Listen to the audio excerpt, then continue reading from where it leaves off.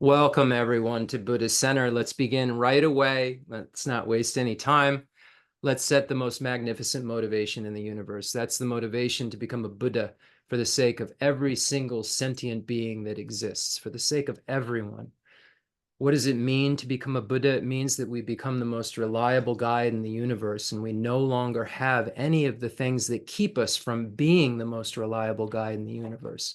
We don't have any of those things which are called the afflictive obstructions and the obstructions to omniscience that keep us from realizing our own goals as well as fulfilling the needs of every single sentient being in the universe the moment that we become a Buddha.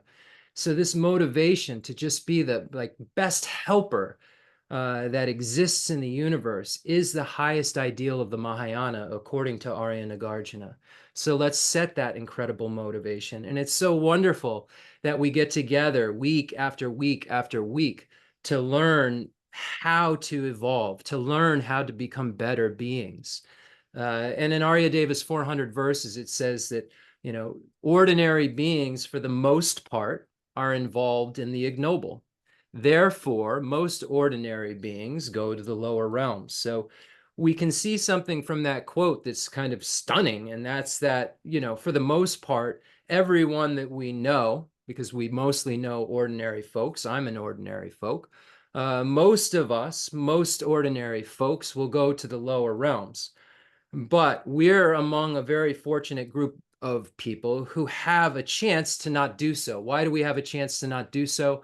Because we've met with the teachings from the glorious Buddha Shakyamuni, passed down from Buddha Shakyamuni through the Nalanda tradition, through the Sanskrit tradition, the Pali tradition, all of the different traditions, the Theravadan tradition, the Dharmagupta tradition, the Mulasarvastavadi tradition. We have all of these incredible teachings in our life. And we have the opportunity to learn how to not go to the lower realms. And we're so fortunate that Lord Atisha came to Tibet and clarified a lot of misunderstandings and said, understand that there are persons of three capacities, small, middling, and supreme. I shall write clearly to identify their individual characteristics. So luckily, we have the teachings that are shared in common with beings of small capacity. So therefore, we don't have to go to the lower realms, because we know that the teachings shared in common with beings of small capacity are teachings that show us how to abandon the hell, hungry, ghost, and animal realms that most ordinary beings go to. So we're fortunate if we can learn how to abandon the 10 non-virtuous activities, according to Buddha, according to the teachings shared in common with beings of small capacity, and we can go for refuge to the Buddha, the Dharma, and the Sangha and acknowledge our downfalls if we waver, if we've made a mistake, if we aren't able to always engage in the ethics that abandons the 10 non-virtuous activities, if we have incredible aspirations coupled with this ethical behavior and a practice of the other 5 perfections in a general way, then we'll be able to achieve a rebirth in the higher realms. And we won't be like all the other bozos on the bus we're on that are ordinary, that go to the lower realms. We'll be able to, in dependence upon the teachings shared in common with beings of small capacity, we'll be able to learn exactly what we need to do to avoid that fate, to avoid the lower realms. And I mean, that right there, if we look around outside, if we see the opportunities that those chickens, going to slaughter have, what happens? What will become of me if that's my rebirth? Well, most ordinary beings go to the lower realms, and that's the highest realm of the lower realms. So the things that I experience and witness are actually lesser forms of suffering than I could have. If I keep an open mind and say there maybe is stuff that's worse than I can see, the things that I see that I couldn't even imagine being thrust into in terms of an existence are actually pretty good deals compared to the lower realms below them. And if we look at the length of time and the opportunity to get out of those lower realms, because the virtue is so feeble and the ability to do anything but suffer and be angry and is just ever present. So we're so fortunate to have Lord Atisha point out that, hey, we can achieve if you're only interested in, samsara happiness, contaminated happiness, there is a way for you to achieve that. You don't have to go to the lower realms. And we see those topics in the beginning of the Lam Rim, where we see the kind of precept of reliance on the teacher in the life of leisure and opportunity. And then when we get into the teachings shared in common with beings of small capacity, we find the topics of, death and impermanence, and reflecting on future lives, and then going for refuge and getting an understanding about how, everything is working that's causing us to have to experience these various types of suffering. So we have the opportunity to know why we would suffer in the future, and we know we have the opportunity then to stop the causes for that future suffering. So we really should rejoice. I mean, when we think about exactly what it is that the Buddha's teachings have to offer, they have to offer us something extraordinary. We can become not ordinary. Someone ordinary would just die and then go to the lower realms because of the, focusing on the self-cherishing attitude and engaging in things like killing and stealing and sexual misconduct and lying and divisive speech and harsh words and gossip and coveting others' things and having harmful intent, wishing harm on others, and just the general ignorance that doesn't believe in cause and effect, that doesn't believe previous lives exist, that doesn't believe future lives exist. So we see that most ordinary beings don't believe in karma and its results, and that future lives and past lives exist. And they don't believe that talking about senseless things over and over and over again leads to the lower realms of cyclic existence, leads to the ignorance of an animal realm, and so forth. Just talking about things that are senseless. We'll be in an existence in the future where everything is senseless, and we're just led by our ignorance and our instinctual behavior to just seek out our happiness. And that what that will mean to us is shelter and food, and fearing that we're going to be eaten by something bigger than us. So we have a way out of that, and that's called the teaching shared in common with beings of small capacity. And if we look at Bodhisattva Shantideva's Guide to the Bodhisattva's Way of Life, he says that everyone wants to be free from suffering, but we just, beings just run towards it. So if we think about our lives, and we think about everything that we set up around us, we're trying not to suffer. I mean, the reason that all of these technologies and all of these things, exist, and that we're not, in a cave trying to make fire with wood, is because of the dissatisfaction of the human existence and the need to search out something better. And we see that none of it has worked because suffering still exists. We have the highest amount of technology that you could ever imagine. We have all of these things that are supposed to make us, not suffer. We extend our lives, and we have these medications, medication for this, medication for that. If you have this problem, take this medicine. And then if this medicine causes a problem, take this medicine to counteract the problem that this medicine caused. And if you do all of these things in exactly the right way and take your vitamins, you won't have to suffer. This is like what the world is selling you. And you're like, this is probably going to work, but it never has. And you can be convinced that it never has just by your own life experience. You don't have to listen to Buddha. You can just look at your own life experience and say that, I've done everything I can to not suffer, and I just keep suffering. I keep having this suffering of separating from things that I love and meeting with things that I don't want to meet with, not getting what I want. I keep having all of this suffering occur, even though I'm setting up my life in such a way that makes it so that all of this suffering shouldn't be here.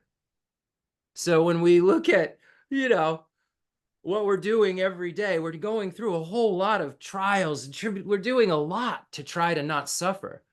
But the problem is we're not doing what we need to do to not suffer. So luckily, we have the teaching shared in common with beings of medium capacity, where we find out exactly why we suffer. We find out the presentation of the Four Noble Truths presents this to a T. That this is the superior truth of suffering. This is the superior truth of origin of suffering. This is the superior truth of cessation of suffering. And this is the superior truth of path. So in the teaching shared in common with beings of medium capacity, we learn how to stop running towards suffering because we don't want suffering. So we learn what these, that when we look at the Four Noble Truths, the Buddha says that suffering needs to be identified. And that origin needs to be abandoned. the cessation achieved, and the path relied upon. So we can learn how to achieve what we're trying to make happen day and night and make it so that it is always gone. Not sometimes gone, not gone more often than not. Someone who achieves a state of nirvana in dependence upon the teaching shared of common with beings of medium capacity never has to experience suffering again, because that which gives rise to suffering, ignorance, has been eradicated. So in the teaching shared in common with beings of medium capacity, we find the explanation of how samsara is created and how samsara can cease. We find the 12 links of dependent origination and the explanation of them in their forward and reverse order. And we come to find out that it's our ignorance at grasping at a mode of existence that doesn't exist about everything around us, that's making us extremely, extremely sad and making us have to suffer again and again and again and be thrust into rebirth after rebirth, have to experience birth, aging, sickness, and death, the suffering of being separated from what you love, the suffering of meeting with what you don't want, the suffering of not getting what you want, the suffering of being forced into this body and mind that has to endure these things, the suffering of uncertainty. We don't know. These people we have around us we love so much may be our greatest enemies in the future. We may not have these connections, and these people we consider difficult people may be our greatest loved ones in the future. There's a big uncertainty about what will happen. We see the story of the being who's the man who's sitting and, eating a piece of fish and hitting a dog, and, and the wife is sitting there holding a baby, and then, Shariputra, sometimes it's attributed to, sometimes others, comes upon it and says, samsara is so disgusting. What does this mean? There's some beautiful thing happening here. There's someone eating next to a lake, beautiful lake. It's a beautiful day, but woman holding a beautiful baby, a dog coming and, saying shoo, shoo with a stick. There's a dog coming. It seems like a nice day. But what's so disgusting about this is that the fish that the man is eating was actually his father, who used to love fishing in the lake they were sitting next to. And the dog that just keeps coming and looking for, a piece of meat to eat, is looking to eat her husband, because it's his mother who passed away as well, who he's beating with a stick. He eats his father, he beats his mother. And she holds the enemy. Who is this beautiful baby in the arms of the wife that they're enjoying this beautiful summer day? This beautiful baby is actually the reincarnation, is the next rebirth of one of their greatest enemies on the face of the planet, that actually was a partner of the wife, and because of his attachment to her, ended up in her womb. Samsara is disgusting and uncertain. What you're eating, do you eat meat? I don't eat meat, but are you eating your grandmother who's passed away? We never know. We can't be sure. But there's beings out there who can identify these things and see the disgusting nature of cyclic existence, and this repeated rebirth over and over and over and over again. We find in the Descent into the Lanka Sutra, we find this explanation that everybody's been our mother, our brother, our sister, our teacher. We've had every relationship that we can imagine with everybody. So this uncertainty is when you think about it and meditate upon it, it's a little scary. That we're going to have another rebirth and another rebirth. This is another thing about samsara, and that we're going to descend from the high into the low. And there won't be a satisfactory state, meaning that something that can remain satisfactory. Even if we can achieve the highest point of a formless realm meditation, highest samadhi, if we haven't gotten rid of self-grasping ignorance, it won't be a satisfying state for long. Even if and because there is self-grasping ignorance, there's a gnawing in that being that there isn't even recognized. There's a gnawing going on, even though they're in samadhi, that is a lack of peace because of the fact that self-grasping ignorance is still present. And because that self-grasping ignorance is still present, samsara will keep on going. And that being may go to the animal realm after having achieved shamatha, because the self-grasping ignorance hasn't been gotten rid of. And in the medium scope, we find out that that's what we need to do. We need to have the three highest higher trainings. We need to have the highest higher training in ethics, concentration, and wisdom. So the good news is that most ordinary beings go to the lower realms. We don't have to because we have the teachings shared in common with beings of small capacity. Most beings want to be free from suffering, but run towards it. We're learning how to run away from it. We're learning how to separate from suffering. We're learning how to separate the causes of suffering from our mind by reliance upon the three highest higher trainings of ethics, concentration, and wisdom, right in the medium scope.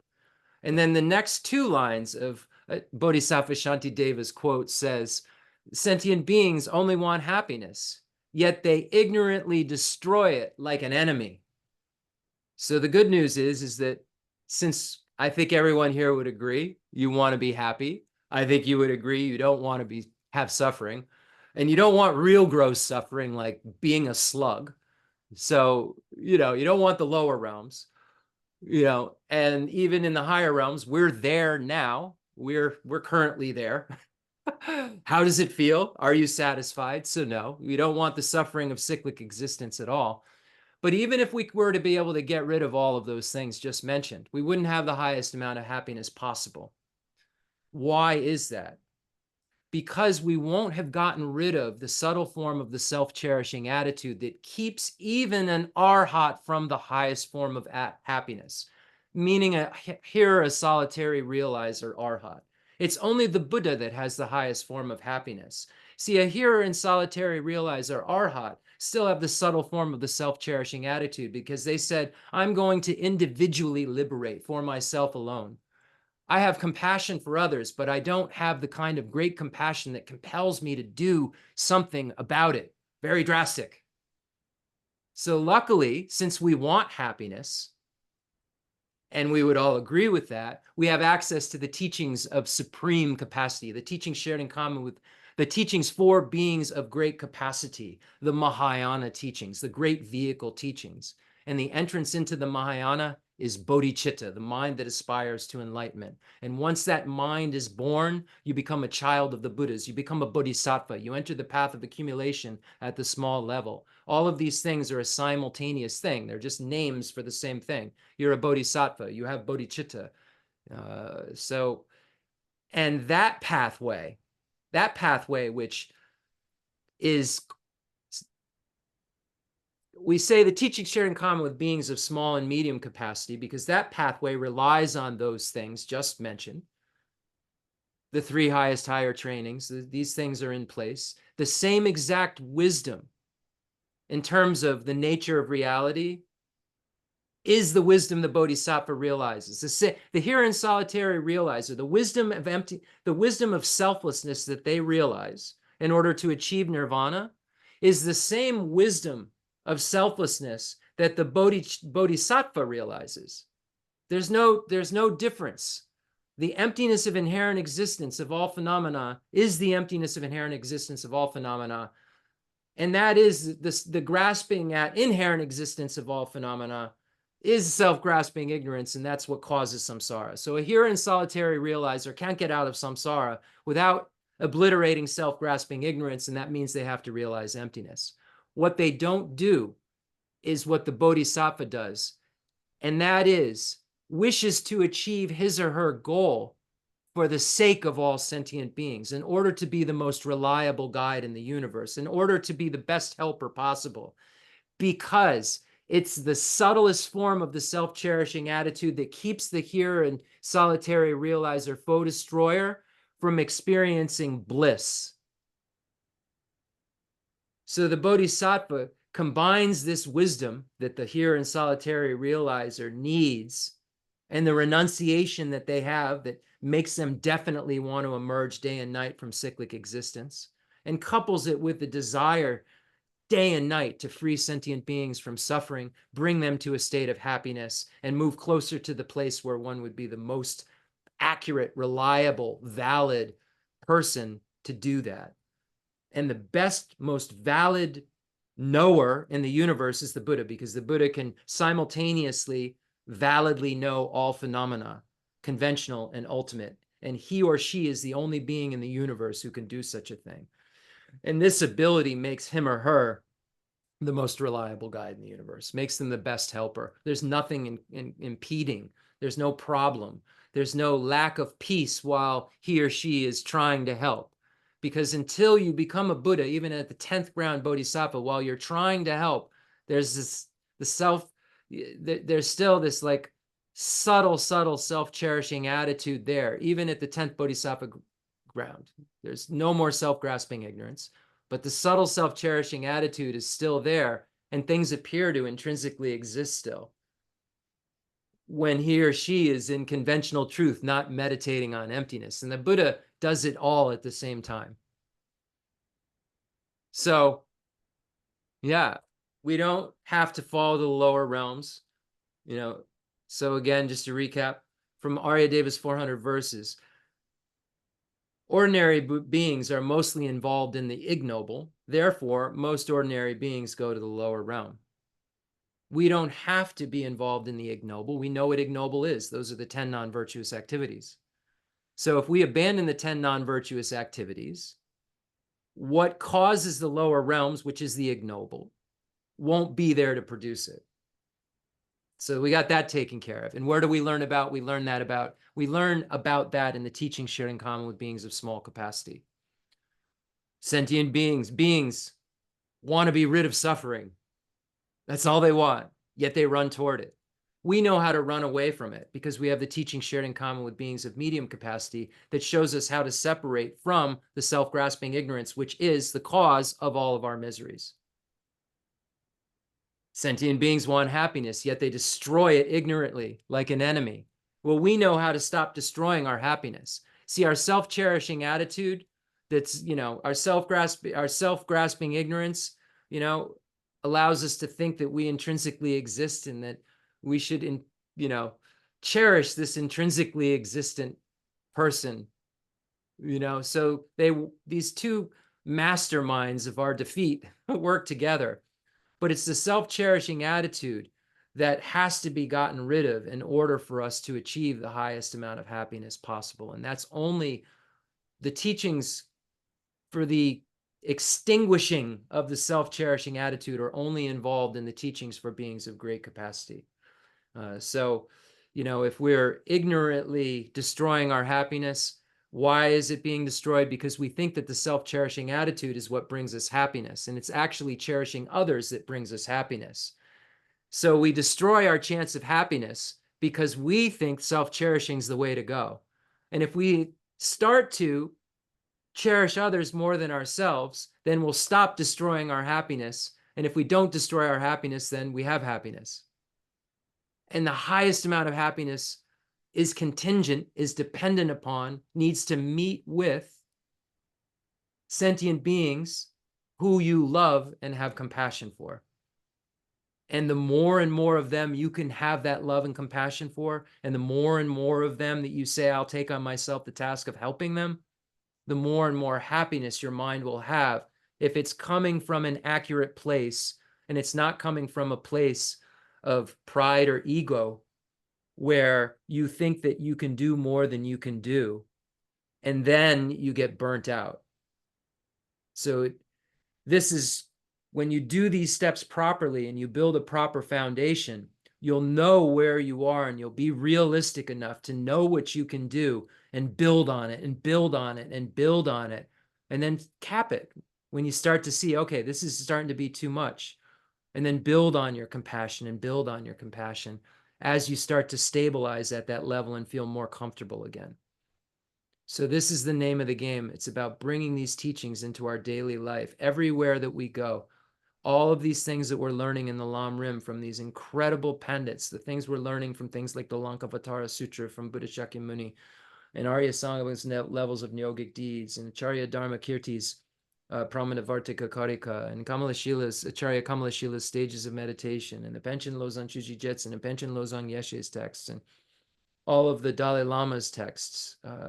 We're seeing that these teachings are supposed to be like food, eaten, taken, used every moment in your day. Learning how to, as Guntan Jembe Drome says, figure out how to every moment engage in virtue through our body, speech, and mind. You know, if we care about ourselves, as Pabonka Rinpoche says in the Heart Spoon of Advice, if we care about ourselves, this is what we'll do. If we really care about ourselves and we go about our day in such a way that we really care about ourselves, we're trying so hard to be happy and be free of suffering. Why aren't these states staying there? And we come to learn that the Buddha said, don't worry, samsara has an end. Nirvana has a beginning, but nirvana has no end. And there's two kinds of nirvana: an abiding nirvana, which is the one where you're free of suffering forever, but you don't have the highest state of happiness, and a non-abiding nirvana, which is what the Buddha has, not abiding in the extreme of peace and helping all sentient beings. And that non-abiding nirvana is the highest state of happiness that one can achieve and it's because he or she is the best helper. And there's a huge connection there. All right. So imagine all of those beings in the space in front of you that figured this out for us, that have come into this world to explain these things to us, that show us exactly what we need to do to get out of the lower realms, to get out of samsara, to become a Buddha, to realize our highest potential possible. Imagine those beings in the space in front of us who are just like us, who are no longer like us. Why are they no longer like us? Because they engage in the stages of the path for beings of three capacities and have achieved the results that are promised in them. Why are we like we are and not sitting in the field in front of us we're imagining? It's because we haven't engaged in the stages of the teachings, the stages of the path for beings of three capacities. And we therefore don't have the results that the beings in the space in front of us we're imagining do have, that the Buddhas have. It's just that simple. We've created contaminated causes, therefore we have contaminated results. The Buddhas have created uncontaminated causes, and therefore the Buddhas have uncontaminated results. Results are dependent upon their causes. Results are concordant with their causes. I create concordant results with suffering and lacks of happiness. And the Buddhas have all of the causes and only the causes for happiness, and no longer have any of the causes that cause suffering. So if this is what we're looking for, do you want to be happy? Yes. Do you want like the most happiness you can have? Of course you do.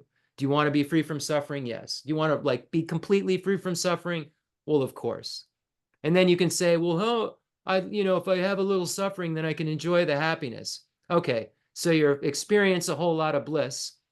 At what moment would you like me to pull the plug and stab you? I'll plug you back in. Just let me know when you'd like me to pull the plug, stab you, let you bleed out a little bit, and then plug you back in and your bliss will come back. No. Because someone's thinking that. I know they are right now. Well, if I don't have anything to compare it to, how will I know it's happiness? Yeah. You would find out if somebody did what I said, and then you'd say, no, I don't want happiness that ends. I'm not interested in intermittent things, because that's what we have now. And we're dissatisfied. What if it's a little less, intermittent, then you'll be satisfied? No, because you can have 50, 60, 70 years of only parties, and then the worst thing in the world happens to you. You name what that thing would be. And then how are all those parties in your mind at that moment? So now imagine that you said you want to become a Buddha for the sake of all sentient beings. The way that you become this Buddha that has all of the most excellent qualities that you can imagine of body, speech, mind, and enlightened activities, is to create the basis of our mind to be able to grow those qualities. There are preliminary things that we must do in order to make our minds more flexible, in order to make our minds believe it, have faith in it, and connect to those results. So let's now imagine that we are doing what we will eventually do, and that's connect with all sentient beings, lead them to teachings, and help them to discover the truth of suchness, to help them to discover the truth of reality, as the Buddhas who are in the space in front of us have discovered. We will discover in dependence upon the teachings. And let's just imagine we're practicing for the big game of helping all sentient beings in the universe. So let's just imagine we're doing that. Let's connect our minds to these incredible activities that we will be able to do, that our love and compassion will thrust us into doing. And that thrusting will be blissful. That of being forced into helping will be so blissful, because helping, we will come to determine, we will discriminate helping as something that is bliss, that is so wonderful that it causes us the feeling of bliss 24/7. Yeah. So this is what they, the Buddhas and my teachers, I don't have, but this is kind of the sales pitch. But most sales pitches that we get are just something that falls out short. But the sales pitch is coming from folks that look like my teachers, seem like they are miles away from where my mind is, and seem like they really have the compassion that I read about in the books. His Holiness the Dalai Lama, when you get in his presence, it becomes so obvious. But all of these beings that I've had the fortune of being in contact with, like Namgyal Khensur Geshe Wangdak Rinpoche, my root Lama, His Holiness the Dalai Lama, and Geshe Lobsang Gonpo Rinpoche, and Demolocha Rinpoche, and again Khensur Lobsang Gyatso Rinpoche, and Geshe Dorji Damdul Rinpoche, and Umse Geshe Agha Rinpoche, and again Jeffrey Hopkins Rinpoche, and again Geshe Tapke Rinpoche, these giants of philosophy and meditation. Yeah, you're around these kinds of beings, there's a huge difference, and that it's really possible if I do what they say, because why would they hang around and tell me that they achieve that they practice these things, and I can kind of look at them and see that it's produced something pretty serious. Yeah, so they come to me and they say these things. Let's imagine that we go to all sentient beings and try to be an example. Imagine that in whatever capacity we have, just to try to be an example, to try to be a helper in our lives. Charity starts at home and around where we actually deal with actual people. It isn't just in our meditation, and we just learn to expand it, and we'll learn to expand it mentally, and then we'll eventually be there for them in multiple bodies, in the Dharmakaya, with this ultimate compassion and this omniscience and the cessation of suffering. That this compassion sends out enjoyment bodies and emanation bodies to help everyone in the universe. We'll eventually be able to do that. So let's just think about that. And let's imagine that we bring all of our friends, we imagine that we bring strangers, and then we imagine that we bring difficult people here. And we recognize that just because someone's difficult, just because someone we even consider an enemy, that we've been doing meditation, we've been doing the 7-point cause and effect for realizing the mind that aspires to enlightenment, and we've come to the determination that all sentient beings are our mother, and they've been so kind to us, and we need to repay their kindness. And it says in there, like, just giving them a mouthful of food or some material things are deceptive. They're actually the suffering of change. Someone who is kind, why would I give them suffering?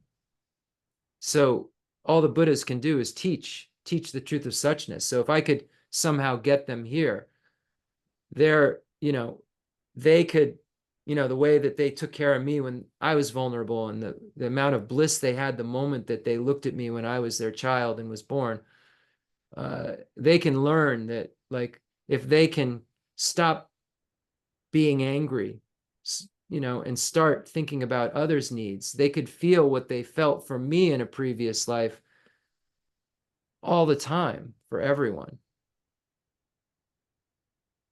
So sentient beings, that we all just need to be taught something, and only the Buddhas know exactly what it is that we need to be taught. And that's why there's the definitive and interpretable teachings, because the Buddha was omniscient and came to speak a lot of different things for a lot of different people.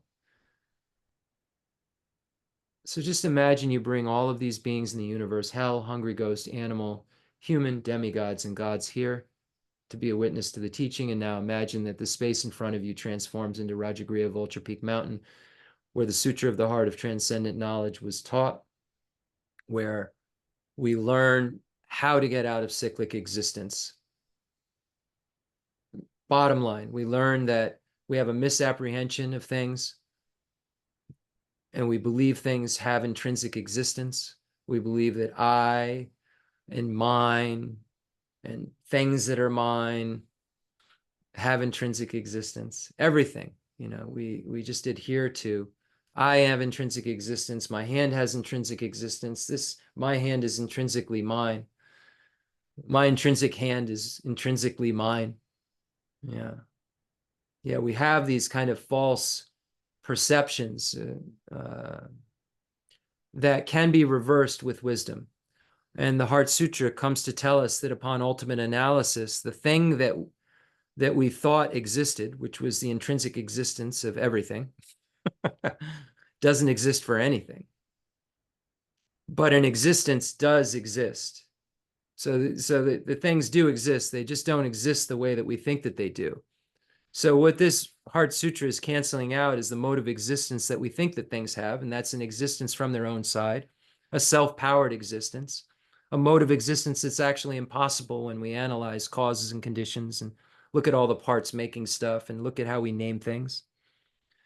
We adhere to, we grasp at, we believe in, we fall prey to this, we fall into this kind of belief that the way that things appear to us so concrete must be that the way that they are, and they are valuable enough for me to get all worked up about them, and that they aren't just dependent originations based on causes and conditions that I'm merely imputing as this or that, independence upon some sort of collection that serves as a basis of designation that's actually mutually exclusive with what I designated as this or that. I won't go into what any of that means, but it's just a little taste of what you would need to know. What would you need to understand what the Buddha is talking about in the second turning of the wheel of Dharma? Because this is the definitive teaching. The essence of the Buddha's teachings, when we look at the essence of eloquence in Lama Tsongkhapa's wondrous text, what is the essence? It's the teaching of dependent origination and emptiness. This is the lion, the roar that Buddha Shakyamuni came to this world to roar about, that things are empty of intrinsic existence because they dependently originate. He came to roar about that all of our experiences are dependently originating. All of our experiences have causes. All phenomena arise from causes. The causes are taught by the Tathagata. All these things that we experience, suffering and happiness, because they're impermanent things, and we know they are because they aren't always occurring, have causes. What are they? The causes are taught by the Tathagata. And you know what? The cessation of the causes for suffering, parentheses, are taught as well. Causes for happiness are taught. Causes for suffering are taught. When we look at, causes in general, we relate it to that. So now let's just recite this and try to feel the meaning. Feel the meaning. Try to say things exist, but they don't intrinsically exist. Feel this meaning. Try to say that in your mind that everything that I look at has two natures. One, a conventional nature. Yes, there's a chair there. And then also the ultimate truth, which is there's a chair that's empty of intrinsic existence there. So every phenomena has two natures, conventional truth and ultimate truth. And the conventional truth is truth for those who are deceived by intrinsic existence and are mere conventions by those who aren't. Yeah. So, and implicitly hidden within this is the explanation of what the Bodhisattva path is. Path of accumulation, preparation, seeing, meditation, and no more learning, where the Bodhisattva is accumulating merit. He or she already has Bodhicitta, so, and maybe then becomes it's engaged Bodhicitta, depending on how you describe it, the second moment or when you take the Bodhisattva vow. And then he or she is just trying to realize emptiness and then directly perceive emptiness a whole bunch of times to clean that golden mind that's so dirty right now and the gold's not showing, to clean that diamond that can't sparkle because it's covered in the dirt of the defilements and its brilliance isn't showing. The Sutra of the Heart of Transcendent Knowledge. Thus have I heard once the Blessed One was dwelling in Rajagriha at Vulture Peak Mountain, together with a great gathering of the Sangha of monks and a great gathering of the Sangha of Bodhisattvas. At that time, the Blessed One entered the samadhi that expresses the Dharma called profound illumination. At the same time, noble Avalokiteshvara, the Bodhisattva Mahasattva, while practicing the profound Prajaparamita, saw in this way, he saw the five skandhas to be empty of nature. Then, through the power of the Buddha, Venerable Shariputra said to noble Avalokiteshvara, the Bodhisattva Mahasattva, how should a son or daughter of noble family train who wishes to practice the profound Prajaparamita? Addressed in this way, noble Avalokiteshvara, the Bodhisattva Mahasattva said to Venerable Shariputra, O Shariputra, a son or daughter of noble family who wishes to practice the profound Prajaparamita should see in this way, seeing the five skandhas to be empty of nature. So all five skandhas are empty of intrinsic existence. So form is emptiness. Emptiness also is form. Emptiness is no other than form. Form is no other than emptiness. In the same way, feeling is emptiness. Feeling also is emptiness also is feeling. Emptiness is no other than feeling. Feeling is no other than emptiness, formation, consciousness, etc. So we can apply, when we look at the Sutra of the Heart of Transcendent Knowledge, and it says, in the same way, feeling, perception, formation, and consciousness are emptiness. In the same way as form is emptiness, feeling is emptiness. In the same way that emptiness also is form, emptiness also is feeling. So we apply all of these things of the five aggregates to this statement about form, meaning that form is emptiness. Form is empty of intrinsic existence. And then emptiness also is form means that the substratum of emptiness, there's form, because all phenomena have two natures. And without something to be empty, emptiness doesn't exist. So there is a form, the conventional truth that exists, in order for there to be something to undergo to ultimate analysis to find the lack of intrinsic existence of. So this is what it's meaning. So what we're doing here is we're looking at the form aggregate, and we're moving closer to the form aggregate and trying to see if there's intrinsic existence in the form aggregate somewhere. Is there intrinsic existence outside of the form aggregate somewhere within itself, somewhere outside of itself? And if there is an intrinsic existence that's able to be found within form or without feeling or within perception or within formation or within consciousness or outside of it, somehow outside of the feeling, there's an intrinsically existent feeling, something preposterous, let's just nail it all. Let's cover all bases. There's some sort of intrinsic perception that exists outside of the perception, so we're ruling everything out. We're putting all of these phenomena to the test of ultimate analysis. And we're finding out that when we put them to the test of ultimate analysis, that there's a non-finding of an intrinsically existent feeling, perception, formation, consciousness, etc. But when we come out of that non-finding, we recognize that there is a phenomena there that exists. It merely exists through subjective imputation, is the conclusion that we have to come to harmonize the experience that we have when we subject things to ultimate analysis and have a non-finding of their intrinsic existence. So we subject every phenomena in the universe to this analysis to see if there is intrinsic existence. As we move closer to the object, if the chair has intrinsic existence, I should move closer to it and be able to really find it. If there's water where the mirage is, I should be able to move closer to that and really find the water, as Arya Nagarjuna says in The Precious Garland. But when I move closer to the objects, such as forms, feelings, perceptions, formations, and consciousness, and eyes and ears and nose and tongues and bodies and minds and etc., and Buddhas and Four Noble Truths is, when I move closer to those objects, I cannot find this intrinsically existent thing that appears to me to be its mode of existence, intrinsic existence. So we're just putting it at everything. We're applying, this Heart Sutra is showing us the conclusion of the ultimate analysis of these things. And ultimate analysis is looking for one thing, that's intrinsic existence. So this no eye, no ear, no nose, no tongue, no body is the conclusion of the ultimate analysis. And what does that mean? We already known that the no part means no inherent nature, no intrinsic nature. So the conclusion we come to when we look for the intrinsic nature of suffering, origin of suffering, cessation of suffering, etc., is that there's a non-finding of an intrinsic nature of these things. But when we come out of it, there's still suffering, origin of suffering, and cessation of suffering that is found. And we know there was a non-finding. So that non-finding tells us that the mode of existence isn't objective existence, it's subjective existence.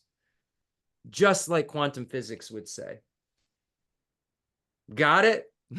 Are you getting it? Thus, Shariputra, all dharmas are emptiness. There are no characteristics. There are no birth. There is no birth and no cessation. No intrinsic. There is no impurity, no purity. There is no decrease and no increase.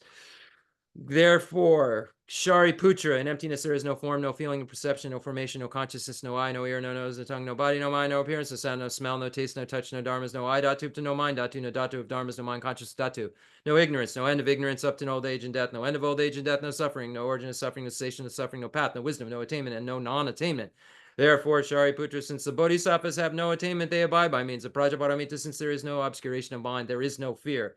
They transcend falsity and attain complete nirvana, all the Buddhas of the three times, by means of Prajaparamita, fully awakened to unsurpassable, true, complete enlightenment. And all the hearers and solitary realizers become foe destroyers through the perfection of wisdom. Therefore, the great mantra of Prajaparamita, the mantra of great insight, the unsurpassed mantra, the unequal mantra, the mantra that calms all suffering, should be known as truth, since there is no deception. Prajaparamita mantra is said in this way. And also, just so you know, there's a path of accumulation, preparation, seeing, meditation, and no more learning for a hearer and for a solitary realizer. And then in this case, this is a Mahayana sutra. So, and the 5 paths for the Bodhisattva. So this makes for a total of 15 paths that we can know about. Prajaparamita mantra is said in this way. This is talking about the Mahayana paths, so because this is a Mahayana sutra. But we always explain the other paths when we talk about accumulation, preparation, seeing, meditation, and no more learning in terms of pathways that lead to a result. Hearers, 5 paths lead to a hearer, foe destroyer. Solitary realizer, 5 paths lead to a solitary realizer, foe destroyer. And Bodhisattva's 5 paths lead to Buddhahood. Buddha, foe destroyer. Buddha is also a foe destroyer, but he or she's in a non-abiding nirvana versus an abiding nirvana. Teatom gate gate, paragate, parasangate, bodhisoha. Thus, Shariputra, the Bodhisattva Mahasattva, should train in the profound Prajaparamita. Then the Blessed One arose from that samadhi and praised noble Avalokiteshvara, the Bodhisattva Mahasattva, saying, Good, good, O son of noble family. Thus it is, O son of noble family. Thus it is. One should practice the profound Prajaparamita just as you have taught, and all the Tathagatas will rejoice. When the Blessed One had said this, Venerable Shariputra and noble Avalokiteshvara, the Bodhisattva Mahasattva, the whole assembly in the world with its gods, humans, asuras, and Gandharvas rejoiced and praised the words of the Blessed One. Kaladya bene jodamba ne ngushe de junga yidu dojen. Drupaba lama yibu shinzi ne zungandro zola jazelo. Agazamara jajandara zamara be agazamara jazandra zamara agazamara.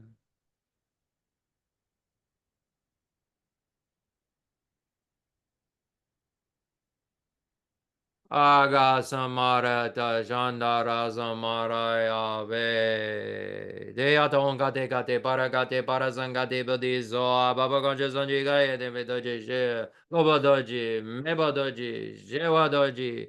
Jagi baji mede veje danji je dingoye zo. Gerin danja je je wada. Mitunu bejen dande wadan. Domba donjin bonzon zon joji. Daji de janden da de le zo. Offering a perfect universe as a request for a teaching. Whenever you give a teaching, you're supposed to be requested to give the teaching. So this fulfills the requirement of the student making a request for the teaching. And also, imagine that you're making this request not only to the teacher, but also so that the blessings come from the lineage. Remembering the teachers, etc., all the way to Buddha Shakyamuni. The fundamental ground is scented with incense and strewn with flowers, adorned with Mount Meru, the 4 continents, the sun and the moon. I imagine this as a Buddha land and offer it. May all sentient beings enjoy this pure realm. Holy Lamas high, wrap the sky of your Dharma bodies in massive clouds of knowledge and love, and let them pour upon the earth of your disciples as we are ready a shower of rain, the teachings deep and wide. I send forth this jeweled mandala to you, precious Guru. Sanje chodan zoji jonan la, janjo bado dani jazuji dagi chisheji bezonanji drola benje zanje drubajo, sanje chodan zoji jonan la, janjo bado dani jazuji dagi chisheji bezonanji drola benje zanje drubajo. I go for refuge until I am enlightened to the Buddha, the Dharma, and the Sangha. Through the merit I create by teaching the Dharma, may I attain Buddhahood for the sake of all sentient beings. Read The Source of All My Good, or The Foundation of All Good Qualities, by Lama Tsongkhapa. This is the text that we're looking at over and over and over again as our guideline, as our outline to understanding all of the teachings for beings of three capacities. This incredible summarized text that summarizes the Lam Rinpoche and the Nga Rinpoche. Wow, in 14 stanzas. I just 1,500 pages or so in 14 stanzas. Aren't we lucky? But to know what these 14 stanzas really mean, I hate to break the news to you, you got to know what's in the 1,500 pages. Yeah, there's no shortcuts. Never be satisfied with partial instructions. But you know what? It sounds like, oh, I have to study. Studying will become more fun once this stuff starts to click than anything that you've ever done. And you'll like have to be like pulled away from studying. Like you have to do something else. You actually have to attend to things, like when you were on the playground when you were a kid. So yeah, this I can attest to. The source of all my good. The source of all my good is my kind Lama, my Lord. Bless me first to see that taking myself to him or her in the proper way is the very root of the path, and grant me then to serve and follow him with all my strength and reverence. Bless me first to realize that the excellent life of leisure I found just this once is ever so hard to find and ever so valuable. Grant me then to wish and never stop to wish that I could take its essence night and day. My body and the life in it are fleeting as the bubbles in the sea froth of a wave. Bless me first thus to recall the death that will destroy me soon, and help me find sure knowledge that after I've died, the things I've done, the white or black, the black being those ignoble deeds, just as a fill-in, and what those deeds will bring to me, follow always close behind, as certain as my shadow. What do those ignoble deeds bring to me? The lower realms. Most ordinary beings are involved in the black, not in the white. So what should I do is not wanting to be a normal being? Grant me then to be careful to stop the slightest wrongs of the many wrongs we do, and try to carry out instead each and every good of the many that we may. So clear. Bless me, that's a small scope. Medium scope. Bless me to perceive all that's wrong with the seemingly good things of this life. I can never get enough of them. They can't be trusted. They're the door to every pain I have. Grant me then to strive instead for the happiness of liberation, individual liberation here. Grant that these pure thoughts may lead me to be watchful and to recall what I should be doing. Mostly I'm running towards suffering, even though I don't want it. What should I be doing? I should be trying to separate from suffering. Grant me to give the greatest cares to make the vows of morality the essence of my practice. They're the root of Buddhist teachings. The foundation of the three highest higher trainings is ethics. And in dependence upon the ethics, concentration is born. And in dependence upon the concentration, the real wisdom is born. That's the medium scope. Great scope. I have slipped and fallen into the sea of this suffering life. Bless me to see that every living being, everyone my own mother, has fallen into. Grant me then to practice the wish for enlightenment, to take on myself the task of freeing them all. Bless me to see clearly that the wish itself isn't enough, for if I'm not well trained in the three moralities, I cannot become a Buddha. Grant me then a fierce resolve to master the Bodhisattva vows. Grant that I may quickly gain the path where quietude and insight join together. The union of calm abiding and special insight is what that means. One which quiets my mind from being distracted to wrong objects, the other which analyzes the perfect meaning in the correct way. And the medium scope practitioner has to do this too. It's just in this section because in the Lam Rinpoche, Lama Tsongkhapa says, we're in an integrated Mahayana path, so I'm going to explain, the concentration and wisdom in the great scope section. But you need it in the medium scope section because the highest higher training in ethics, concentration, and wisdom is the way you get out of cyclic existence. So just make a note of that. Grant that once I practice well the path shared and become a vessel that's worthy, I enter with perfect ease the way of the diamond, highest of all ways, holiest door to come inside for the fortunate and good. Bless me to know with genuine certainty that when I've entered dust, the cause that gives me both the high attainments is to keep my pledges and my vows most pure. Grant me to always keep them, even if it costs my life. Bless me next to realize as well as I can the crucial points of both the steps, the essence of the secret ways. Grant me then to practice as the holy ones have spoken, putting all my effort in and never giving up the practice of the four times highest that there is. Bless me, grant me that the spiritual friend who shows me this good road and all my true companions, that's all of you, in this quest live long and fruitful lives. Bless and grant me that the rain of obstacles, things within me or outside me that could stop me now, stop and end forever. Any obstacles that you have, may they stop now and end forever. In all my lives, may I never live apart from my perfect lamas. And may I bask in the glory of the Dharma. May I always have, friends, Dharma friends like all of you who really care about this stuff. I know so many of you care so much about this. May I always have friends like you, because if you have good Dharma friends, then that is how you can evolve. When you're surrounded by folks that aren't positive, you don't evolve. We need to pick who we surround ourselves with very wisely. May I bask in the glory of the Dharma. May I be surrounded by those who bask in the glory of the Dharma. And may I fulfill perfectly every good quality of every level and path, and then reach then quickly the place where I become myself, Vajradhara, the one who holds the diamond. Vajradhara is Shakyamuni in his tantric form when he teaches Tantrayana. And it says, can I reach that place quickly? Because it just said here, I'm practicing the integrated paths, and I'm going into Tantrayana after I become a vessel that's worthy, because I can't handle not becoming a Buddha in a slow fashion. I need to do it as quickly as possible and reach then quickly the place where I become myself, the one who holds the diamond. Every word of this means something very, very important. So we have a little bit of time. We have we'll end at 8:30 tonight.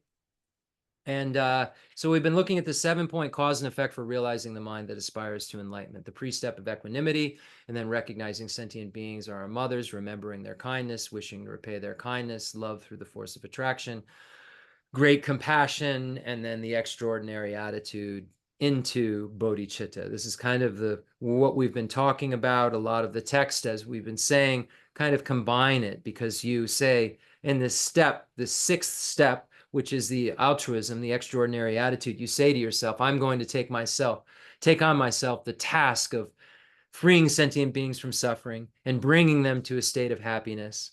When I know where the best place is, that's Buddhahood. I'm going to take it upon myself the task of bringing them all to Buddhahood. So that's the extraordinary attitude, where you say, I'm doing it. I'm going to do this. I was thinking about opening a store. I'm opening it tomorrow. I'm doing this. I'm going to free these beings that I said I wanted to be a cause for their happiness, and I want to be a cause for their freedom from suffering. I'm doing it. I'm doing it. And the best thing I can make them discover is Buddhahood. And then you recognize that you don't have the ability, and that who does, and who does, because you're studying a lot and have a basis that would make because in the small scope you learned that the Buddha has the excellent qualities of body, speech, mind, and enlightened activities, has the beautiful, illustrious bodies, and can emanate as many bodies as needed, 30 enjoyment bodies with 32 major and 80 minor marks, and emanation bodies emanating whatever sentient beings need. In the speech that speaks in 60 melodious rhythms, that can answer the question of all sentient beings simultaneously if they ask them different questions with the murmur of one word, and it would answer their questions perfectly according to their scope. Wow. Yeah. In the mind of great compassion, that's omniscient, that knows exactly what to do, when to do it, how to do it, everything. This is the kind of being that we've learned about, that we know about, that's the most reliable being, that no longer has afflictive obstructions or obstructions to omniscience. Therefore, they have perfect love and compassion, perfect skillful means, power, perfect wisdom. We know that's the kind of being that's the most reliable guide, the best helper in the universe. So we say, I must become like that being. But now in the Lam Rinpoche, we learned last week that it says, you're not done. You need to reflect on the excellent qualities. You need to make sure that you're really firm about this, that you must become this kind of being. Don't forget about the excellent qualities of this being. When we look at the mental basis for generating bodhicitta and Panchen Sonandrapa's general meaning of perfection, first section is basis. There's a mental basis and a physical basis. Physical basis being first. The mental basis that you need to have a faith observing the conqueror, like a faith in the Buddha, which you learned about fear and faith when, the causes of refuge in the small scope. So this excellent qualities that the Buddha has, and that actually the Lam Rim directs you back to the small scope in this section at one point. You have to really reflect on and have faith in these excellent qualities that you've learned so much about, and be sure that you know what they are, so that's what you must become to fulfill your goal of fulfilling your needs and all sentient beings' needs. So it says you must be also have this perseverance that's willing to endure the hardships that a bodhisattva is going to have to endure. You've got to make sure that you're like really ready. May I become a Buddha for the sake of all sentient beings. Okay, are you ready? There's some real difficult sentient beings out there. And you're going to need to be able to love them and have compassion for them, even though they're difficult. And supposedly you already figured that out about non-bias throughout the 7-point cause and effect. But just in case you didn't remember, you have to have this kind of perseverance that's willing to endure hardships. You need a general type of faith. You need compassion for all sentient beings. So these things have to be there in place in a solid way as a foundation, like the concrete of a foundation of a house. You build it on in order for bodhicitta to grow. So I want to read you something from here. This is from the Stages of the Path and the Oral Transmission, Selected Teachings of the Gluk School, translated by the great Thupten Chimba. And this is a commentary on the Lam Rim by the great 5th Dalai Lama, Ngawan Losang Gyatso. And it's called The Words of Manjushri. And it's really has a lot of great meditation. It's a manual.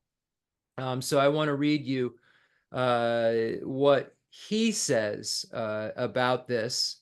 There's a great meditation also from the second Panchen Lama, Panchen Losang Yeshe, that I hope we can get to. But let's get through some material and see how it makes us feel. Different material makes me feel differently.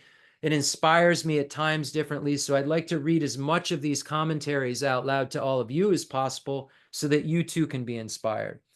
So, okay, so fast forward, we've just done all of our meditation and we've now landed on altruism. We just got done meditating on love and compassion and the 7-point cause and effect for realizing the mind that aspires to enlightenment. And we know that love is saying, hey, may sentient beings have happiness. I will be a cause for them to have happiness. And we know that compassion is, may sentient beings be free from suffering. I will be a cause for them to be free from suffering. Now, the altruistic intention, the extraordinary attitude says, I'm going to do it. I'm going to be the one that does it. Okay, so let's see what then the great 5th has to say. So he says, really, really get these 5 things down that we mentioned. Sentient beings are our mother. Remember their kindness, repaying the kindness. Love through the force of attraction. Great compassion. And now, the great treatise in the Stage of the Path explains that these meditations will be facilitated if you have already achieved a pre-experience understanding.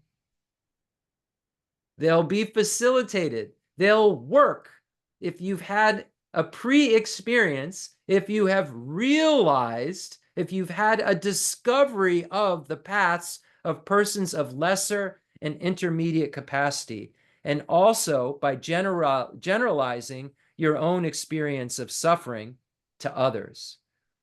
If you haven't even, in Bodhisattva Shantideva's Guide to the Bodhisattva's Way of Life, if you haven't even dreamt of your own suffering, how are you going to think about removing the suffering of others? If you don't have renunciation and you don't want to emerge from suffering and you don't have an idea of the sufferings, and you can't then generally think about all those things that other people have to have, it's not going to work. So the simple wish for others' happiness and desire that they may be free of sufferings found in the lesser vehicle beings as well. For love and compassion that I have just explained, such wishes are insufficient. Just a wish is not what we're talking about. Oh, I wish they were happy. I wish they didn't suffer. That's found. That kind of love and compassion is found in the individual liberation vehicle. And says that's not sufficient. That's not the kind of one that we're talking about. For the ones here are the love and compassion that can engender a genuine altruistic intention, the thought that I'm going to make this happen. The other terms, the pure altruistic intention that these 2 qualities inspire, is more than just the wish that beings be freed of suffering and established in happiness. It's a commitment to the thought, I resolve to accomplish this.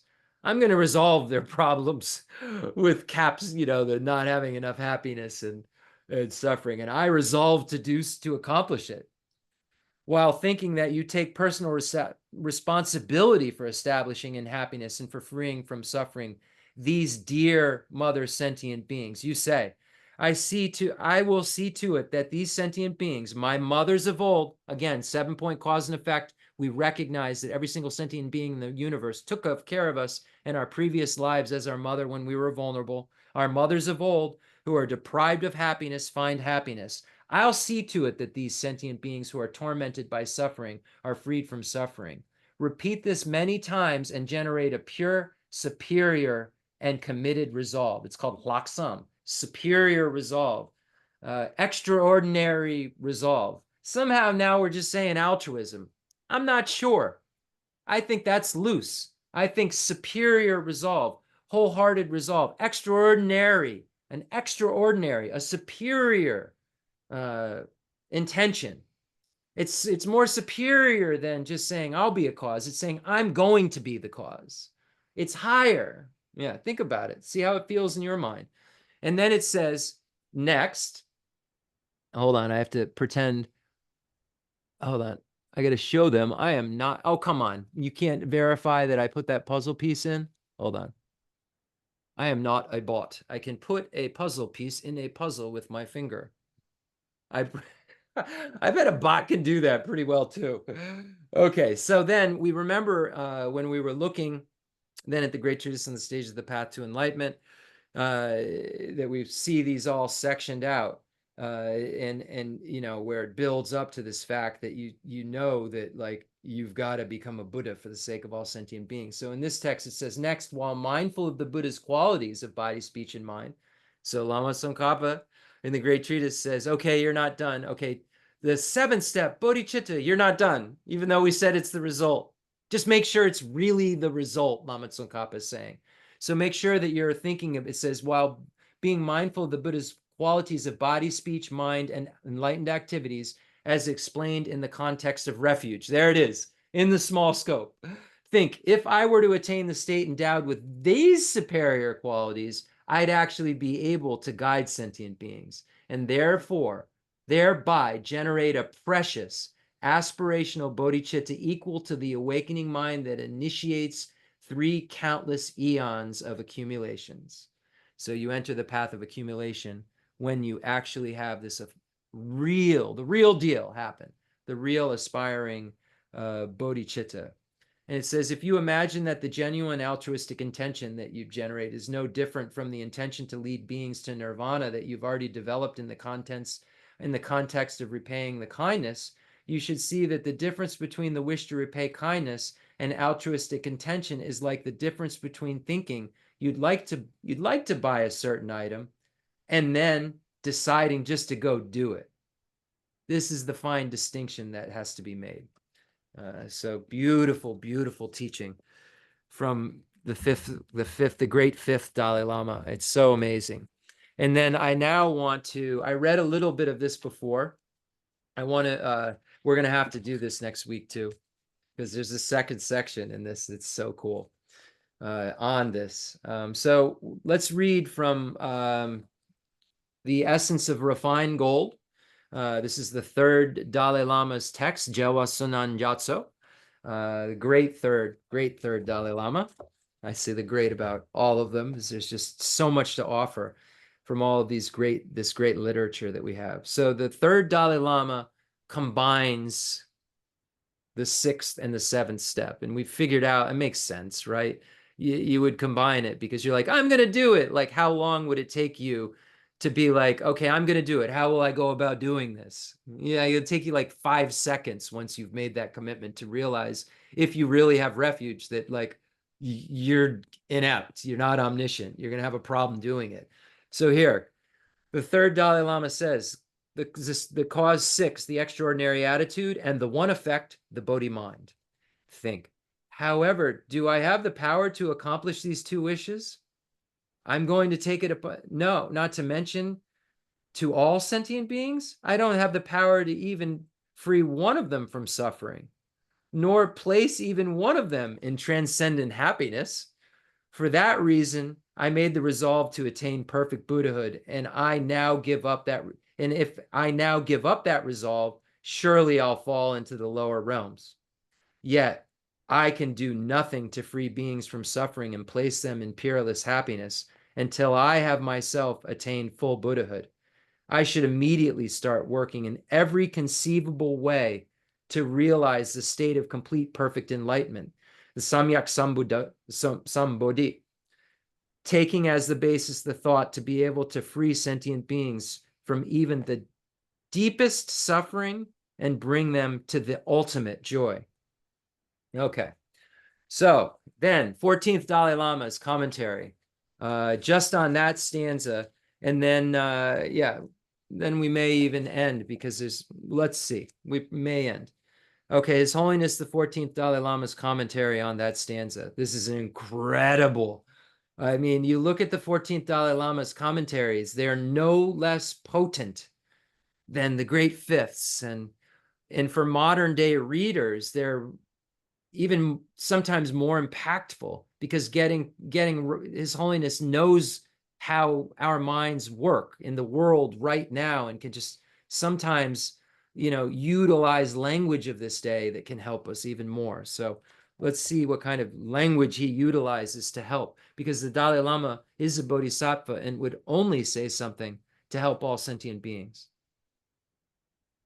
And helping one sentient being with bodhicitta is helping all sentient beings, because by helping that sentient being, you're moving closer to Buddhahood, where you will become what all sentient beings need. So you're helping them by getting to the place where you can be the most reliable guide to them in the universe. If the child doesn't take the responsibility for the mother in times of need, who will do so? Back to all sentient beings are my mother. Okay. I want to repay their kindness. I'm moved to them like a magnet to iron because I have this love. I see them as lovable and I want them to be free from suffering. These mothers of old of mine. I'll take it upon myself, this task, because they were so kind, because I owe them. Thus, we meditate that we ourselves should generate a personal sense of universal responsibility for the welfare of everyone, each of whom has been our mother many times over. However, do we have the wisdom, skill, and power to benefit them? Not being free from samsaric processes ourselves, because remember I said the Buddha has perfect power, perfect love, perfect wisdom, perfect skillful means. Do we have those? No. Not being free from samsaric processes ourselves, we can hardly speak of doing anything for anyone else. Not being free from samsaric processes ourselves, we can hardly speak of doing anything for anyone else on anything but mundane levels. So we can only maybe give somebody a buck. Who's able to benefit others most effectively in ultimate ways? We give them a buck, we give them the suffering of change. Who can actually effectively help? Only someone with omniscient enlightenment, with full power of compassion, wisdom, and ability. Such a being, in communicating with others, instinctively perceives their entire karmic background, spiritual propensities, and so forth. Like, what's your past karma? What did you do in your previous life? What's ripening right now? What are your current spiritual propensities? What can I teach you? The Buddha knows. What can I teach you? The Buddha would say. Jeff, what could I teach Jeff? Exactly what would I teach him? Khensur Geshe Wangdak Rinpoche knew exactly what to teach me to make this have so much of an impact on me. And as a result, a single word from that being is more useful than 1,000 words of discourses from an ordinary person. A teacher must speak from his or her own experience. There's little benefit in merely parroting Buddha and the Indian masters, just as to give someone directions to a distant place that one's never visited can easily lead to confusion and error. So in order to be effective as an unmistaken guide, one must first gain realization oneself. Without spiritual attainment, there is really very little we can do for ourselves, let alone for anyone else. Although the aim of the Bodhi mind is to attain enlightenment in order to be able to benefit others, This does not necessarily mean acting as a teacher in the formal sense of the word. After attaining enlightenment, one can manifest in many ways to benefit sentient beings. Just as the Bodhisattva Maitreya appeared in the form of a worm-ridden dog to a Sangha in order to cause his compassion to rise and overflow. Similarly, Tilopa appeared to Naropa as a half-mad beggar eating fish. The scriptures contain a wealth of accounts of beings who have manifested their enlightenment in totally mundane ways in order to benefit beings. Sometimes they appear as someone who says a few words to us that solve a difficulty confronting our lives. Sometimes as a book when we are in need of information. Wow! And even as a bridge for someone stranded in distress. Such is the wondrous power of the omniscient state. Understanding that we are striving for enlightenment in order to benefit all sentient beings, a subtle change in our attitude towards them is immediately effected. Our compassion takes on an added depth and richness, and our meditation upon emptiness takes on a new dimension. This is the first of the 22 stages of development that the Bodhi mind undergoes as it gradually evolves into the omniscient mind of perfect enlightenment. The Bodhi mind experienced by the ordinary being is something of a negative Bodhi mind. We reason to ourselves, in order to gain full omniscience, I require the Bodhi mind. And as the basis of the Bodhi mind is great compassion and the cherishing of others, I must cultivate that. The innate self-grasping nature of the mind is used as a force in order to overcome self-grasping and replace it with love and compassion for others. In the beginning, however, it is really practiced more for the benefit of oneself than for others. Honest, right? Thus, it is the Bodhi mind in name only, although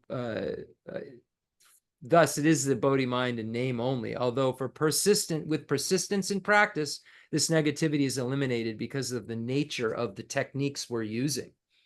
The nature of this technique, you start to see that the reason you want to be a Buddha is for others, not I want to be omniscient. I want to be a superhero. You'll start to see, you'll see a sentient being and say, I want to become a Buddha for you. Once we have developed some experience in meditation upon the Bodhi mind, it's very useful to request a master to convey the ceremony of the aspirational Bodhi mind pledge. And we're really fortunate.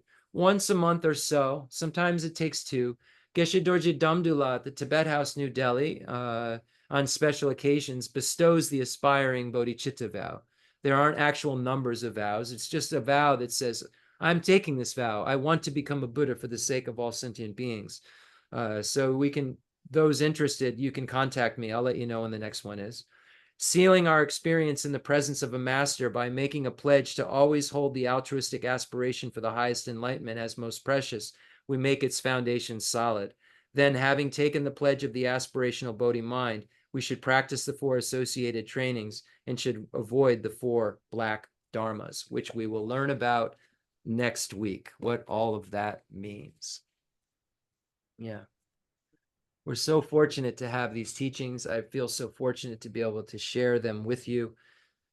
We have this opportunity to evolve. We have this opportunity to actually, it says the nature of these practices will just make us evolve. It's going to happen because of the nature of this practice. That's what this thing makes happen.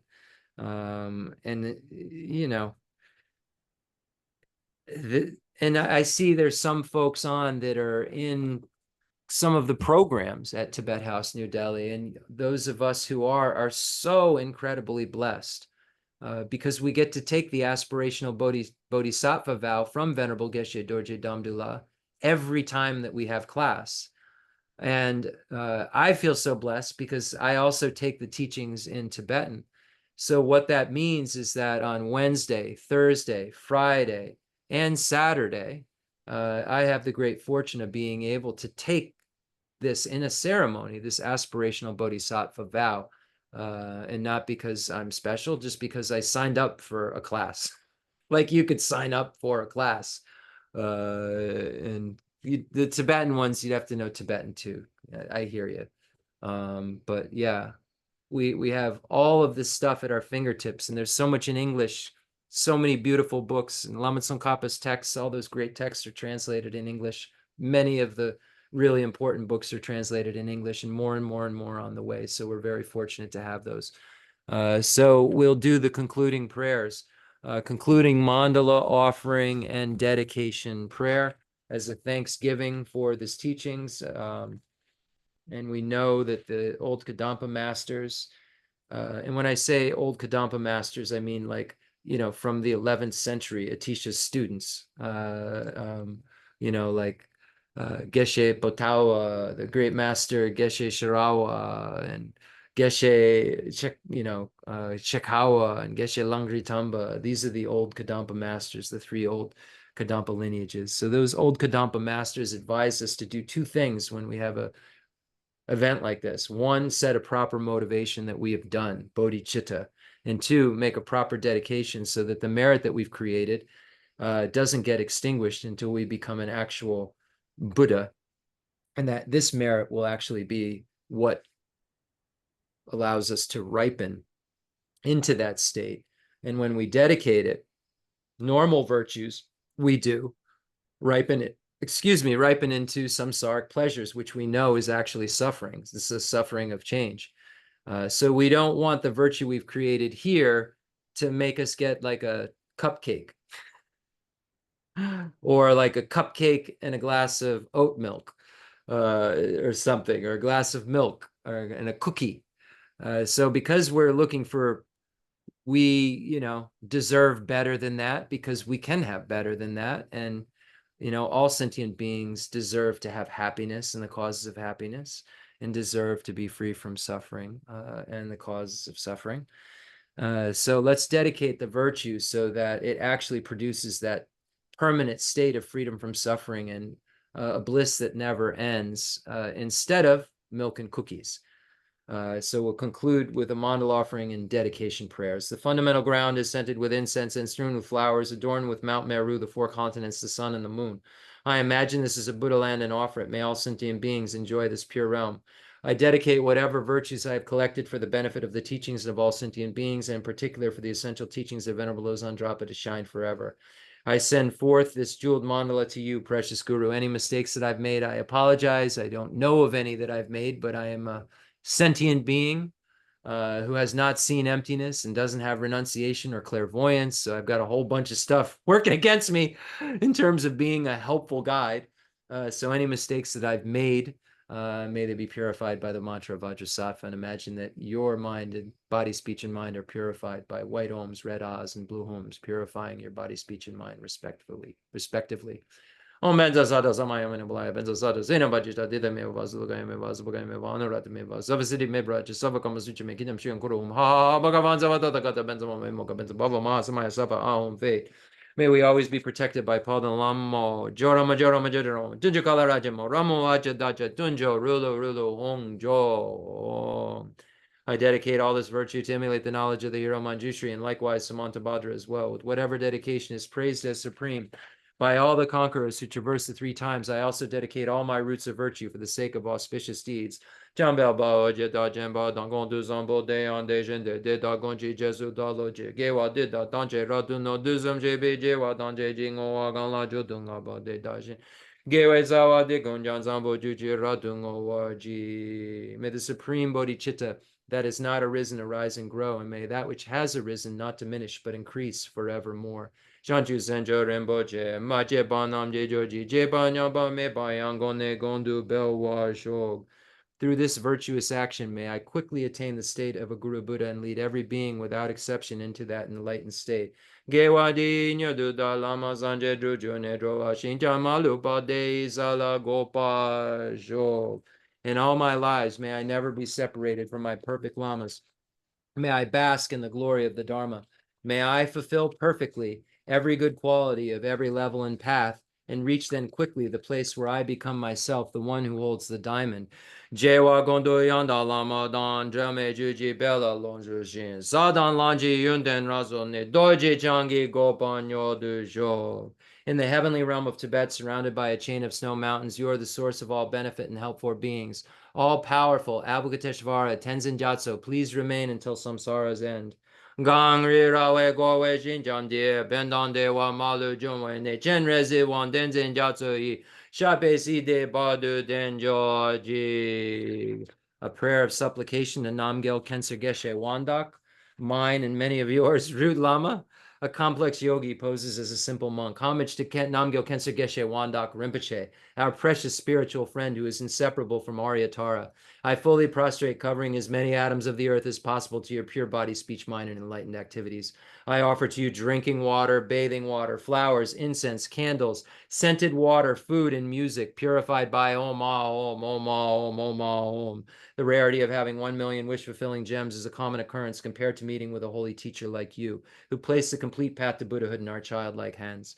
Just like Lord Atisha, who came to Tibet with a lamp to dispel the darkness of ignorance, you, kind abbot, arrived in the West with a lineage purer than a diamond, begged us never to be satisfied with partial instructions. The teachings of the extensive deeds and profound view lineages flowed from your lips like nectar for our ears, that elucidated the teachings for beings of three capacities. Now that sound is stopped. All composite things are impermanent. You told us that all of your teachers passed away and understood this sadness, entreating us to continue our studies. The Buddha does not wash away the negativities of beings, nor does he remove their miseries by his hands. His spiritual realizations are not transferred to them. It is by teaching the truth of suchness that beings are liberated. We are not prepared to take this difficult journey to the highest goodness of Buddhahood. Without your continued guidance, the sadness in our hearts would be too overwhelming. May you swiftly return to this world and take care of us in all our lives, wherever we may be, never leaving our hearts and crowns. May all sentient beings perfectly realize renunciation, bodhicitta, and the correct view of emptiness, so they know who you really are. Because the Buddhas, like my teacher, Namgyal Khensur Geshe Wangdak Rinpoche, will know what to know, what to say, when to say it, where to say it, who to say it to.